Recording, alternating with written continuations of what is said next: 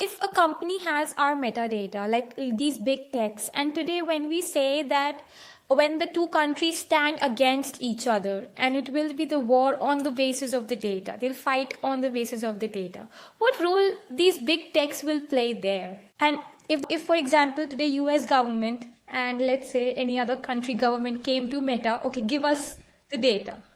And Meta literally releases it. So how does that work, that power dynamics over there? Because they have data on everybody almost. Listen, I don't know if anybody knows the answer to that.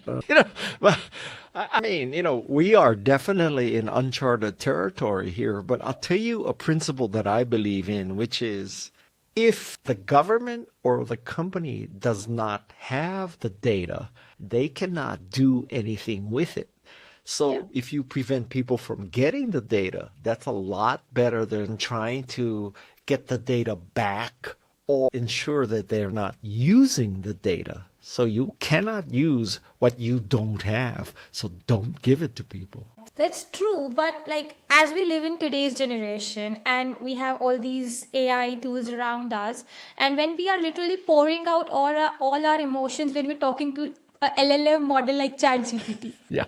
like yeah, so at that point of time, we have normalized surveillance, I think. I completely agree with you that, if ChatGPT were to give the collection of all the prompts that you gave ChatGPT, I would say that's, you would have a very good window into me, right? I mean, what did guy ask? When did he ask it? What did he ask about? Blah, blah, blah. You could make the case that knowing what prompts a person has made may be more damaging than the actual messages between people.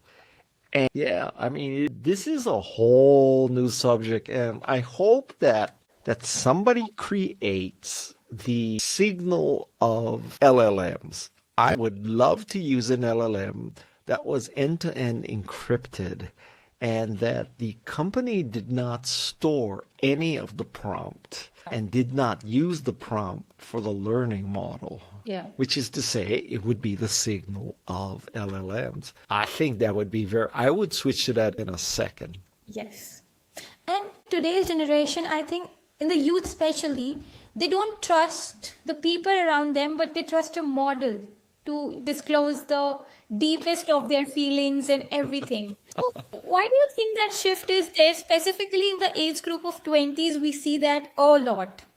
Well, who am I to tell young people what to do? But I think that people should be careful. You just never know anymore. And it's not like when if you say something today, it might come back to haunt you 5 years from now, right? I mean, it's not like in the old days, if you wrote something on a letter and you burned the letter is gone. Well, that's not true anymore. So, who is thinking 5, 10 years, ahead of, like 5 years ago, I texted that message and now it's coming back to haunt me. I have no idea when I sent that message. I was drunk that night. I was high that night.